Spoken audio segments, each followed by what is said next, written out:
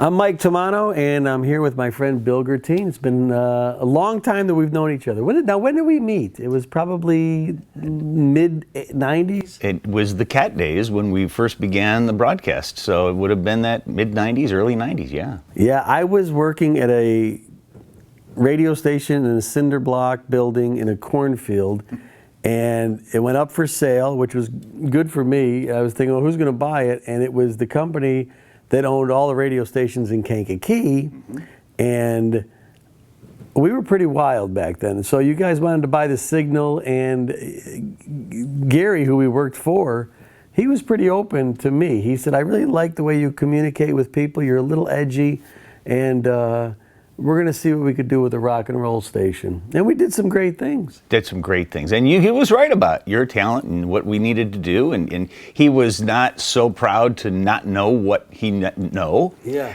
And so he relied on guys like yourself and John and many of the others who were consulting at that time to say, hey, we want this thing to sound like that. Right. And the cat was born with a lot of your help. Yeah, we had a blast. And so, but meeting you guys, it was meeting professionals. I mean, the sales staff that I had was probably 2 or 3 people who would be at the bar most of the day, and then they'd sell their friends a couple of spots for a couple of bucks. And so I actually met a sales department for the first time in radio. And the way you were running it was very admirable because you gave people a lot of tools. And I never thought of you, I mean, the name salesman has a lot of, or sales agent or whatever, has a lot of connotations that, you know, people think, oh, here's a salesperson, tell them I'm out to lunch. Right. But you were more of a collaborator, always with your clients. And so it was always thinking outside the box. So let's get a little bit of your background of where you came from and how you got into radio and sales. Well, this was my destiny, Mike. At 16, I was the youngest licensed radio broadcaster in the state at that time. There were a few others that went up to the Dirksen Federal Building to get theirs with me. You had to have a third-class license to operate at that time. I don't know, did you have to take that test? I had to take the test, and I remember me taking so long, the woman started giving me the answer. Just so I still have it. They would give you a little card, a little cardboard card. Yeah, it's kind of like a FOID card or whatever it is. You just carry it around with you. And it allowed you then to read the telemetry on the machines and the stuff that we have at the stations. And so as soon as I had mine, I was the only one of these guys who drove up in this Pinto to be able to get there from Kankakee to do this. And I'd always practiced with a realistic tape recorder, and I would do the stuff. Millard Hanson on WBBM News Radio was my he was my jock of choice for news. And I really wanted to be the next Larry Lujak. Right. That was my destiny. And so I worked all the time to be able to get that. My dad introduced me to the program director at WBYG, which was this 50,000 watt blowtorch here in town that was doing pirate rock and roll. I even listened to it living by Midway Airport as a teenager. It was amazing. The signal that they put out was phenomenal. And so my dad got an interview for me with Bill Taylor, who was the program director at the time. And what he saw in me was a guy that he could hire once and not have to hire somebody else for 4 years while he was in college. Right. And so that, because it's tough to find part-timers during the summer, so people could take vacations and stuff. And I was in town so that I could be actually there 12 months a year. And so literally it was a convenient hire for him to say, okay, that's it. And at the time, Mike, and you relate to this, sometimes you didn't care necessarily how somebody sounded. You just wanted them to show up when it was the other guy's turn to leave. That was it, that was it. And so I was very punctual and prompt, and so, you got as many shifts as you could possibly get because they could count on me to show up and have the other guy relieved. And I just used that opportunity. So I was doing morning drive as a part-timer at 18. Wow. And I wasn't doing anything spectacular. I was just running the records and reading the stuff, and I was not the entertainer like you are, but I did the basics that you needed to do to run the station. Kankakee's Big One, that's what it was called. That was right, the big one in Kankakee. And then at 21, I figured out where the money was, and it was not on the air. It was in the sales department. Tell me about it. And that's when I started figuring out, okay, how can I sell this product that I so dearly love, and that's radio. And so I became a sales rep for the station, for WBYG. That was my first sales job. And so I was selling the market that no one had ever gone to, and that was the south suburbs. So everybody has always been selling in Kankakee and Bradley and Bourbonnais. Nobody sold Tinley Park, Orland Park, any of those areas. And so I had all of that turf to myself. And it was a difficult sell because nobody really knew the station. But I went to places that, I thought would do well, motorcycle dealers. And, some of the guys who would, the pirate rock and roll kinds of advertisers. And eventually I did fairly well. 7 months later, I was billing about 30% of the station's total revenue. So they said, this kid kind of knows what he's doing. That's pretty good. Yeah. And so eventually the station was sold, and of course the rest is history. They kind of kept everything around, but everybody was very nervous about when the station was sold. So, it's the end of the world. We're going to lose our jobs. They're going to fire us. And I was kind of known as the Mr. Positive at the station. Oh no, this could be the best thing ever. And I'm 22 years old. I have no idea what they're talking about. And so the new owners came. It was Milner's, the Milner Broadcasting people, and they were great. Everybody stayed. Yeah. We were working on this new concept at the time called FM America, which was really a precursor to what we was known as iHeart today. It was a little before its time. Yeah. Tom Milner was kind of the genius behind that. And so I stayed there for a little while, and I said, Chicago's calling. I need to get out of town and just kind of spread my wings. And there was no radio jobs available that I wanted. I did interview for the ABC radio network spot that Paul Harvey has. I wanted to sell Paul Harvey. Yeah. But I didn't get that job. I apparently didn't have as much experience as I needed to. Which was really cool, though. I have to tell this little bit of story about how I interviewed for the ABC radio networks. Was that at the Stone Container Building? It's right downtown, at Michigan Avenue. Yeah. And at the time, I bought a $30 realistic tape recorder, and I had a cassette in it, and it said, "Play Me." And so I literally had it delivered to the sales manager of ABC Radio Networks, and he just pushed the button. It was me telling him why he should hire me for a minute and a half. And I thought, wow, that's really clever. He's going to call me right away. Well, he called me. He said, "Here, come pick up your tape recorder." Well, that's. Ugh. It was really a real blow to my ego. It's an eye-opener, though. Yeah, I was a big fan of Paul Harvey's. How could you say no to this? I did this whole elaborate, cool thing. Anyway, it was crushing to me. So I decided, maybe radio's not my thing. And so I went to work for Montgomery Ward in Chicago as this associate marketing manager, helping them sell the credit card stuff to people online, or at the time, all calling Montgomery Ward credit card holders. I was the guy that was the script writer for that. So I did a few other things, and then I got back into radio eventually in Joliet at what was that time WJTW. Yeah. Became sales manager there, and then eventually had a piece of that station. And then Kankakee kept calling me because I lived right next door to Gary Wright. Yeah, who was our manager? The general manager. And so we kept talking back and forth, and he said, "Oh, you're in radio in Joliet, huh?" And so in his own inimitable way, figured out a way to get me in town. He was working you back home. He was. Yeah. And so we went to work together, and I was there 10 years at WKAN and WLRT, and loved it. Probably the highlight of, with the CAD and KAN and LRT, it was kind of the highlight of radio for me. Well, I remember when you guys first visited the CAT that you just bought, and you see this, the building was falling apart, and he said, "No, you deserve better than this." And the next thing I know, state-of-the-art studios, storefront at the historic Rialto Square Theater, and boy, did I take advantage of that. It was awesome. Anybody on the street, come on in. We had microphones outside. When Keith came, we put a microphone outside. We could interview the passerby. It was amazing radio, and it was a time in radio when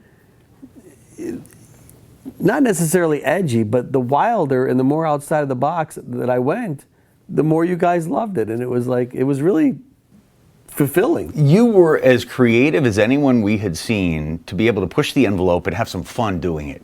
You didn't force it. It was natural.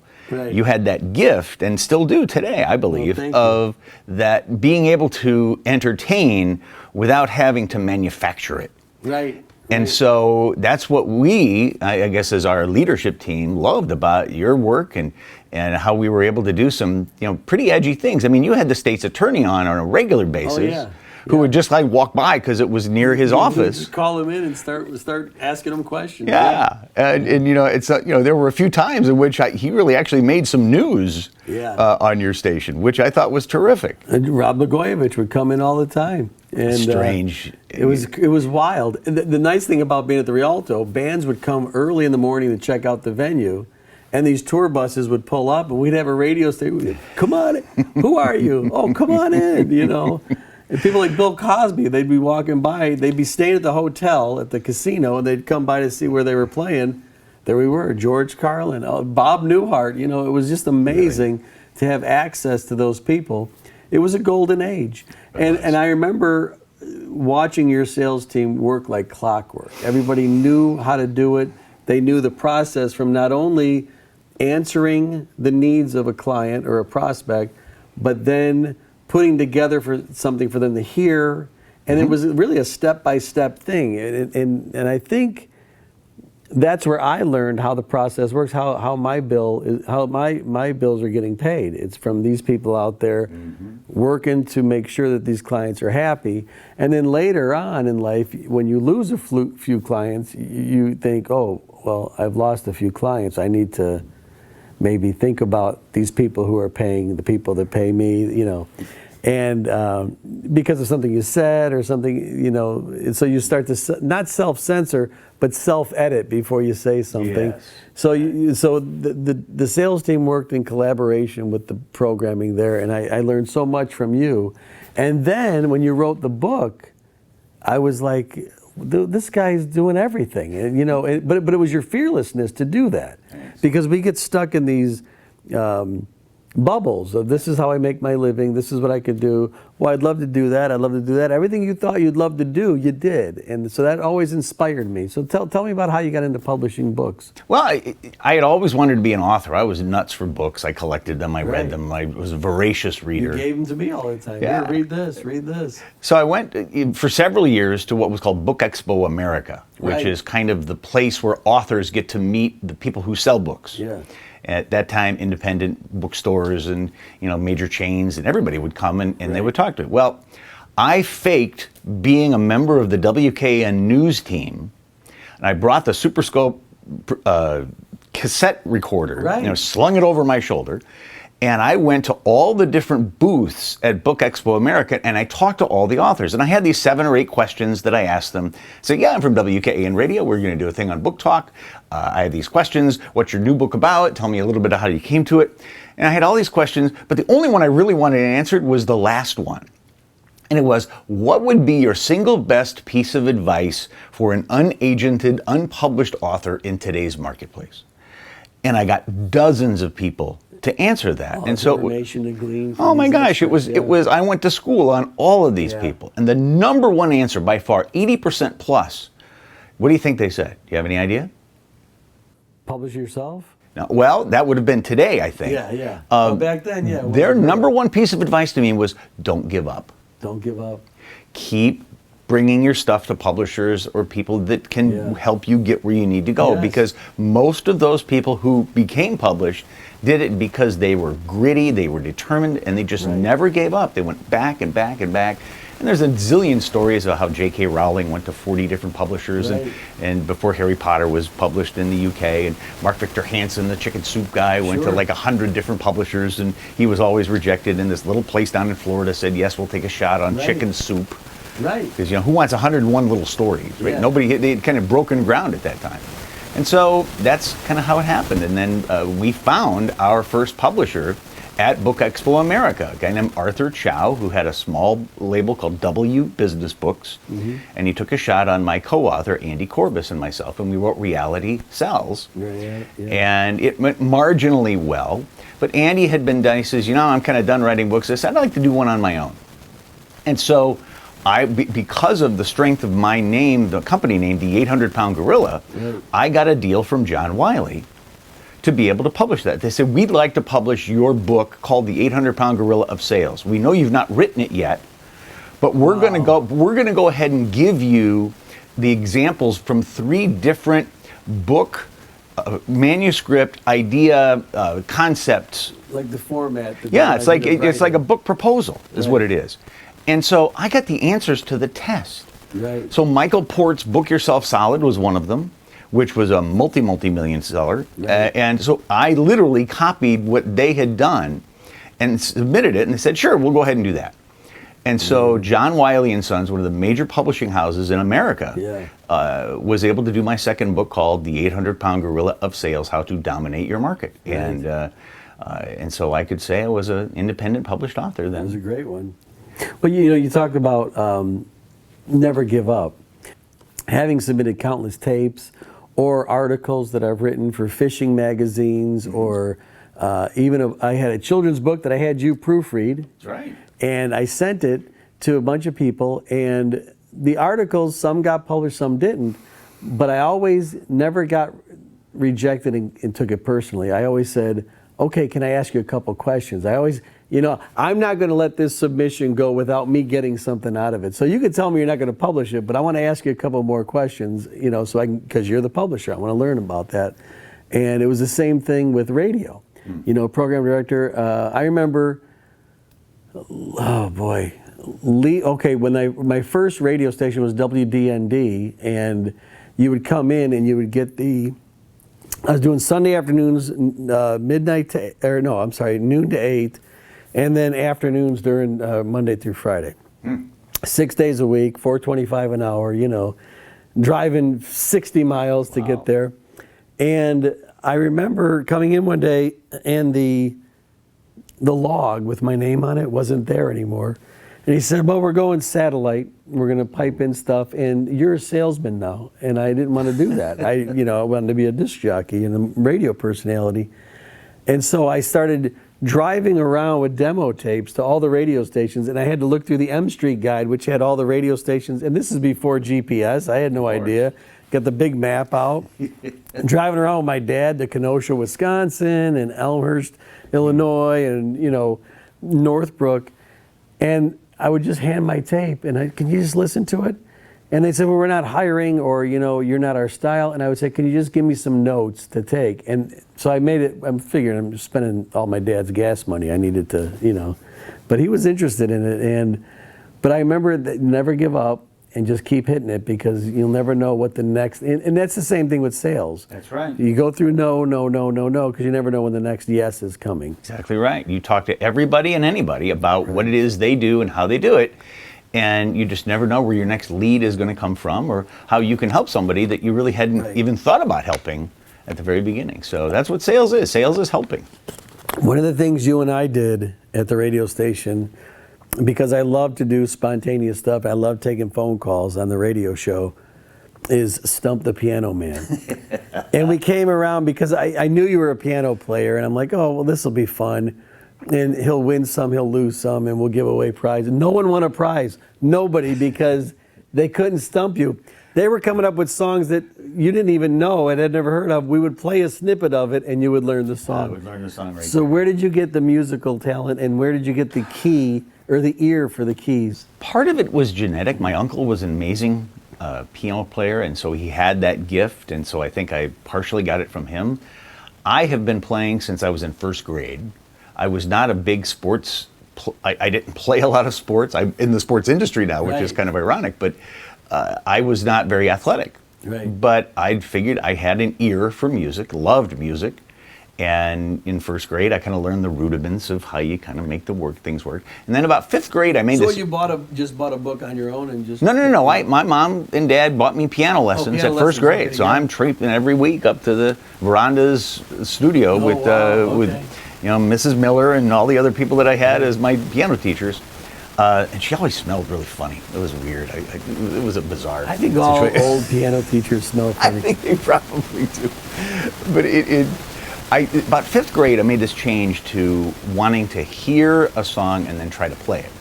Okay. And so I found out that I actually was pretty good at that, that I could actually translate what was on the radio in WLS at the time to what it is that I could play. And so I became less interested in where the notes were and more about the chords. And that's what I'm saying. I mean, there were people calling up with requests, and neither one of us had heard the song. We'd look it up and play it, and then you'd be like, all right, play it again. and you would have the chord progression. That's playing by ear is really something interesting. I mean, I'm a drummer, so I can always play by ear, but it's atonal, you know. But I listen to music differently than most people. I'm listening for chord changes and the way in which they're going 1, 4, 5, which for those who are listening, they understand that's the know the tonic and then the fourth and the fifth and whatever. But I can't share that with many people just because they're not musicians and they don't hear that the same way I do. So, when I'm listening to Boston, for example, the first Boston record, which was just blew me away, far and away. I was listening to the production value of that and how Tom Scholz was doing some of these sounds with his guitar and things like that, and that just fascinated me. The band Chicago fascinated me because I was a horn player, and so to hear all of those horns actually being popular and having such great sounds and harmonies that came from that. Those were the bands that solidified my love of music and, frankly, my love of playing the music on the radio. Right. Yeah, and we definitely had some good shows together. Yeah, we did. We played it. We turned a corporate Christmas party into a free-for-all. We did. We had some crazy people. So when you did the 800-pound gorilla, and when did you leave radio to do your own thing? And let's talk about the fear that may have come with that, or the apprehension before you did it. Well, it's 2001. I can tell you exactly when it was. It was when the iPod was introduced. Okay. When I saw that you could put 1,000 songs in your pocket, I thought, this is going to be the death of local radio. Why would anybody tune into your local station if they could put every song they ever wanted in a little box like this and stick it in your pocket? Yeah.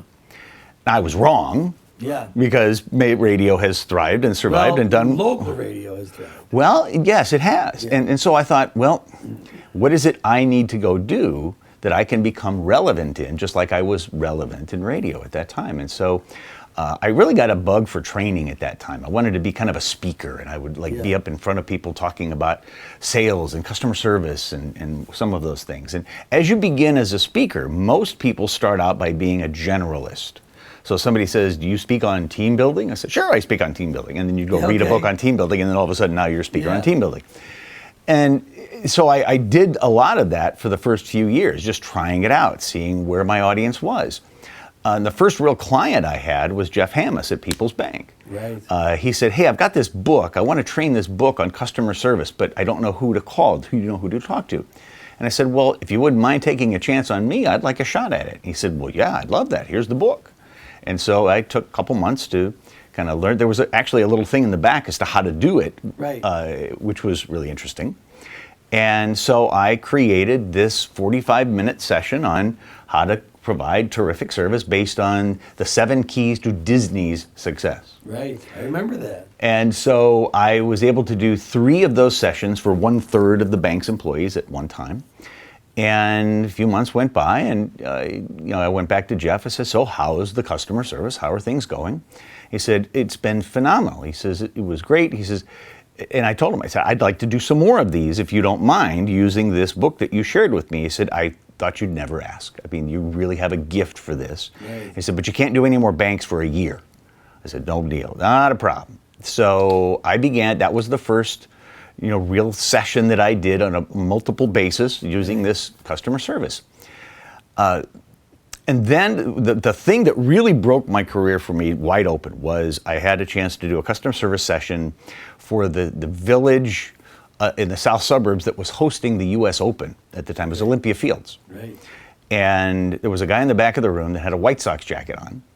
And he sauntered up to the front when I was done. I figured he was just kind of a fan or something like that. And he handed me his card. He said, hey, my name is Tom Sheridan. I'm the director of ticket sales for the White Sox. He said, you've got a lot of energy on stage. He says, I know you've got a sales background. I said, there are guys that go around the country helping people sell tickets through the training programs that they provide. And for me, that was, I had no idea that even existed. Right. And so my quest from then on was to become a trainer for the ticket sales departments of these teams. And it took me quite a while. And don't give up, don't give up, don't give up. It kept ringing in my ears to be able to do that with them. And I finally broke the ice, not with the White Sox, but with the team that actually is owned by the same guy, the Chicago Bulls. Okay. And so I was able to start in 2004. I did the very first training session that I've done for sports with the Bulls. And little did I know that not only the Bulls, but the NBA were one of those teams that people looked at and leagues that looked at for the best practices and new things that were coming along. And so what ended up happening was they looked at me and said, whoa, if the NBA is hiring, the Bulls are hiring him, he must be pretty good. And so that word got out. Yeah. And it wasn't long before other leagues and teams started calling. And now I can say that I've done over 100 teams all across Canada and the U.S. and now Mexico. I've done all of Liga Mex, which is the premier Mexican soccer league. So what was your calling card? You had the background in sales, published author, and you had done some public speaking. So what was the learning curve for ticket sales? Because you were selling radio and... Well, I sat in with the Bulls guys and I learned how they did their things. I was given some material that I had to train as a part of the Bulls. And they said, incorporate this in what you do. And so that was a huge help to me, knowing what the inside sales department of the Bulls was doing to sell their tickets.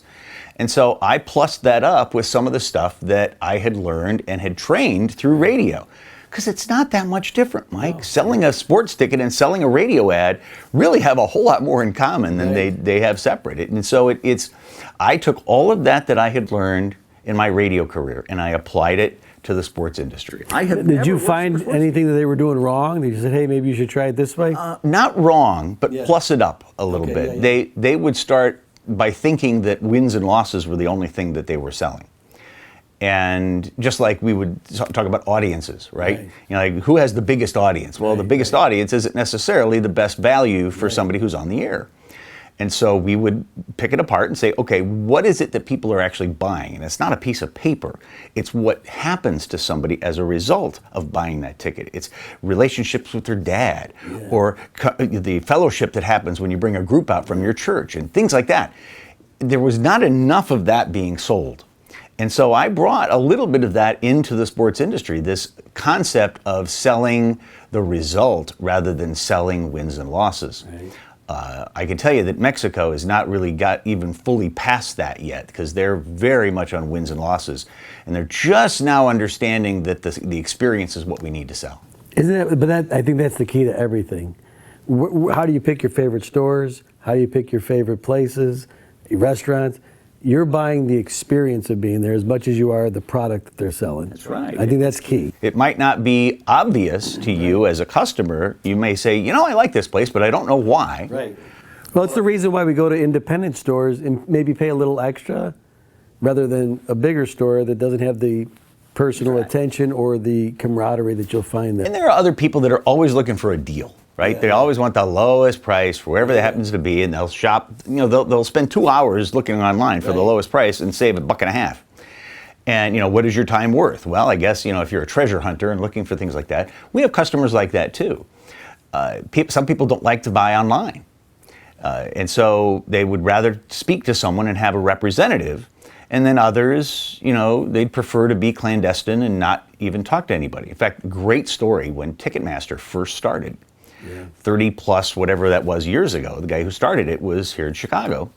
And they had all the places lined up, you know, with the telecenter with, you know, with the headphones. All right, so you know what I'm talking about. So phone room supervisor. The first day that they opened up, the guy who owned Ticketmaster came in and he gave the speech.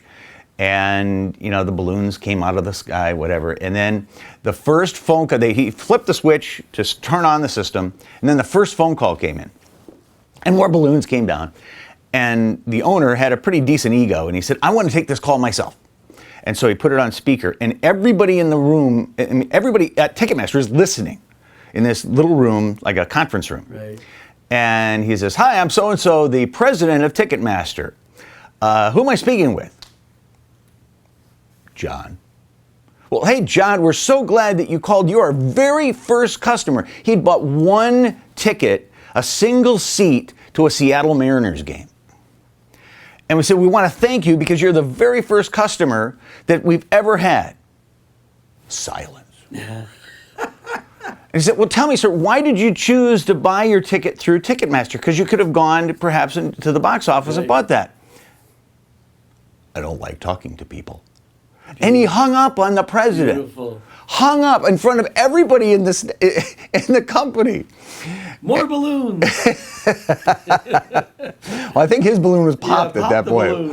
But it just shows that some people simply don't like to have this interaction. Yes, there's different levels of customer you have to address. Yeah. And there are many of those within the sports industry, within the radio industry, everybody. And so you have to find out how someone wishes to buy. Right. Look at that. Yeah.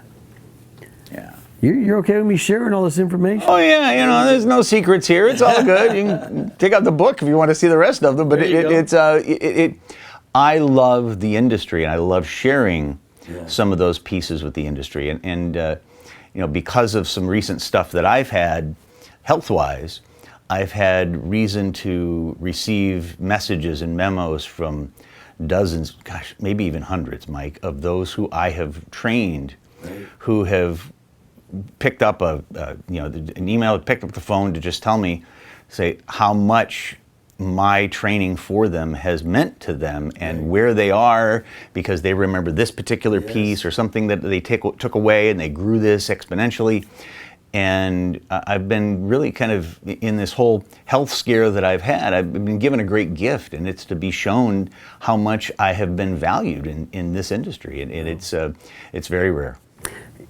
Well, and there were times in my life, very dark times, when just you showing up for whether business or us doing an interview for the Kiwanis or whatever, you were very tough times in my life when your words of encouragement meant the world to me. And I guess I said thank you at the time, and over the years I have, but I want to say that again, because no matter what I was doing or where I was going or what I was, wherever I was finding myself at particular times, you were always there to kind of say, hey man, never give up. Never give up. Never give up.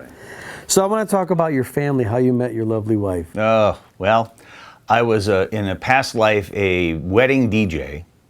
Excellent. Of which here we are in my home. You've seen some of the stuff, the old pictures from me doing what I do, and it was vinyl at the time. Yeah. So the real work was just hoisting that stuff in and out of a venue, and the fun was actually playing. I played at a local bar at the time called Leo's Riverside Tap, and at the time there was kind of bar DJs that did their own thing. They brought their own records, and you were there from 9 until 2.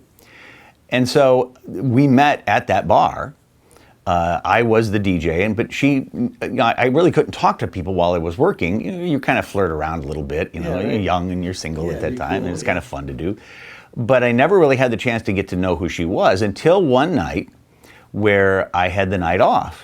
And I just decided to go and be a patron rather than simply work. And there she was in the line, and there I was in the line. And so we danced around, had some fun. We went out to breakfast, and I learned about her exploits as a champion quarter horse shower. Yeah. And I mean, a world champion quality quarter horse. And you've seen some of the trophies here. That Hundreds. Take up 2 shelves and a storage room. Mm-hmm. Amazing. I was amazed at the time too. I didn't know, I've never met a world champion. Right. So I took her out to breakfast and I picked her brains. So how did you do that? What is it you do? How did you make that happen? And so literally we stayed up until 4 a.m. at a 24-hour breakfast joint here in town. And just really enjoyed each other's company. And then, we began dating, and our first real date was New Year's Eve, which I'm embarrassed to say. I brought her to a job that I was doing. Watch me DJ. That's right. That was the date. It was for the Chicago Blackhawks. And there was a second date. There was a second date after that. Yeah, that was a good thing. But she had to watch me work from 9 until 1 for the Blackhawks. Up in the suburbs, and there was a second date and a third date, and then I asked her to marry me on the Ferris wheel at the Bourbonnais Friendship Festival. How cool is that? And so we were married in April of '88, and 37 years later, here we are. How many kids? 3 boys and 8 grandchildren as of today. Hey! Number 8 came God today. Bless, man. Thank Congratulations. you. Yeah. Number 9 is coming out in Myrtle Beach, where my oldest son lives, and they'll be around Thanksgiving time. So that'll be up to 9. He's the fun one to visit in the wintertime. Oh, he is. Yeah. That's right. We make it a point to try and be there as often as we can for winter. One of the paths you've helped me, in addition to my career and thinking about creativity and sticking with ideas, is faith. And I want to talk to you a little bit about that. But What role has, well, obviously it's the biggest role, but Sure. let's talk about your faith and where it came into your life and how it's helped you through different parts of your life. I'd love to say that it's been there the whole time, Mike. I've floated in and out of my belief system, my faith, my devotion to it. There were times where it really didn't matter to me. I was rolling, I was flying high, thinking it was all me. Yeah. And then there are other times where it becomes obvious that I am not in control and somebody else has the wheel to this thing and it is not me. I've probably realized that most when I was diagnosed with my cancer. And I was diagnosed, it took 2 or 3 months for them to figure out what I had. But at the time, had they caught it early, I might have had a little bit of a better outcome. But currently I have stage 4 non-Hodgkin's T-cell lymphoma, of which I have last year been diagnosed. It was last November. Spent 40 days straight in the hospital once I was diagnosed because it was touch and go for a while. They have tried 4 or 5 different chemos on me, none of which have killed the cancer as much as they have eroded some of the organs of my body. And so very recently, the doctors have said, well, rather than try to kill the cancer, we're going to give you this new quality of life regimen of this dual therapy that is supposed to quell the cancer from spreading.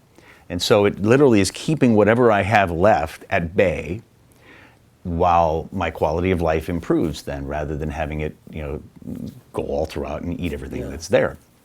And so the bottom line is this new dual targeted therapy, I've been on it now 2 months, and it has given me a brand new lease on life. I literally was in a wheelchair 3 months ago, Mike.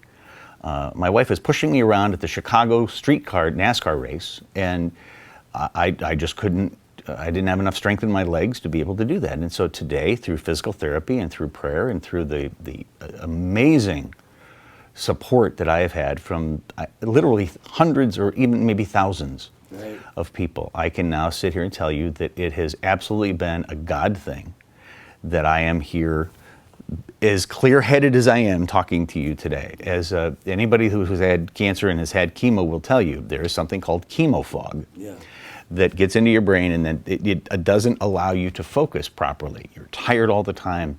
They're lethargic. You think you're going to, hey, this is great. I'll go ahead and read all the books that I never said I would be able to read. Well, you read the same page 6 times, and you realize this isn't going to work. And I truly thought things were not going to turn out as well. Well, the bottom line is I still do have the cancer inside me. At least we think so. There is no reason to believe it's not there. And so this new therapy, I've been told by my doctors that it might be 3 weeks, it might be 3 months, 3 years, they don't know. Because I'm the only one in the country that's on this regimen with my diagnosis. The only one. There's fewer than 100 that have tried this. Trailblazing again. So I am living proof that miracles do exist. I credit my Lord and Savior for the majority of how I am today. I think the medicine has helped quite a bit, but I think it's been guided at the same time. And the support of those people around me, including you, Mike, the ability that friends that I have had for many years have had to reach out and say, how are you? It means more to those who are in need than you ever realize. And you said it earlier when you came to me, you just don't know until you reach out. And I can't tell you how many people have reached out to me who have made my day almost every single day of my illness. Well, it's probably even times you don't remember, because there would be visiting and it just seeing you, and I would just say, I've always asked you questions about life, and I've always asked you about, and there were times when I was in really bad places, well, you wouldn't have known that. That's right. But I would just ask you for something, and it would just be this little jab of encouragement. I'm like, that's perfect. Yeah, I think my positivity has helped quite a bit to bring me through this. The faith that I have, that I do have in God above, and the way He works through us, through grace. And I think as I even work with you, in times when I give you that jab of encouragement, I think that there is some of that Jesus syndrome that I have that tells me that that's the right thing to do. Right. And so I've felt that throughout my illness, and I feel healed. I know that I'm not completely healed, and I know there's still some stuff in there, but boy, it sure feels good. And I have so many people to thank along the way to do this, but number one is my Lord and Savior. That's it. Well, listen, I just feel like I gave people a class on sales, so you can send that check to. So how can people get your book on Amazon, right? They can. It's called The 800-Pound Gorilla of Sales: How to Dominate Your Market. And then Reality Sells is actually a really good, if you're a business owner and you want to know, how do I become more authentic? I've got to, sometimes I have to kind of fake it to tell people it's really, right. Well, the whole idea of the book began when Andy Corbus, my co-author, began to look at the way people were being served in restaurants, and they would say fast, friendly service in their advertising, whatever, and it was never fast and never friendly, and it was never really good service. Right. And I thought, well, that's really disingenuous. How can we create a system that companies can use to be able to be more authentic in the way in which they present their product? Sometimes you don't have to say we're the best, because you can't be the lowest priced and the highest quality and the best service, because that's you can't afford that. Pick two. Right. Or pick one. Yeah. And become that, because you cannot be all three. Right. At the same time. And so we created a formula, 4 pillars of authenticity, to be able to get you through there. So that's also a good one to hang on. And anyone can reach out. And that goes full circle to the sports thing, figuring out what kind of customer am I dealing with. That's right. Yeah. It's absolutely right. And the way in which to approach a customer. What is it with the young people who sell that product would buy the cheapest seat in the house. Right. But they're calling 45-year-olds who would buy the glass seats if they were selling NHL if they were only offered that. Right. And so what they have to do is kind of divorce themselves from their own value of money so that they can help the person buy what they really want. Yeah. Because if they sold that 45-year-old the $20 seat, they'd be horrified to be able to sit in there and see nothing. Right. There's a great story of a guy who was selling, brand new, and he wanted to sell this big company that the CEO, he didn't have an in for him, but he knew his name. And everybody in the place said, "Oh, you're never going to talk to that guy. He's a real crab." Everybody here has tried to sell him. Well, you go ahead and try it, young whippersnapper. Right. And so he learned a little bit about the customer. He learned that his daughter was a big hockey player. She was about 11 and 12 years old. So he sends a letter to the daughter, not the guy, the daughter, saying, "You're cordially invited to a seat with you and a guest on the glass, on the house. We're going to give you a ride in the Zamboni, and you're going to be VIP for the evening." And so they get a jersey with their name on it. They get to ride in the Zamboni. Oh, it's to the nines. So the end of the second period comes by. The young rep comes down to introduce himself to the dad as she's riding around in the Zamboni. And he says, how much are these seats right here that we're at? He sold himself. Well, as he's taking out his checkbook, he said, "Young man, I have to tell you," he said, "everybody in your place has tried to sell me for years." And I said, "You're the only one that had the guts to figure out where my heart was." His daughter. His daughter. Yeah. And so as we sell anything, I think it's important that we know where our clients' hearts are before we decide that we're going to sell them what we want to sell them. And that's the real problem with most sales reps. They'll sell you what they want to sell rather than what you may wish to buy and enjoy. There it is, Bill Guertin. Thank you, man. Thank you, brother. My pleasure to be here with you.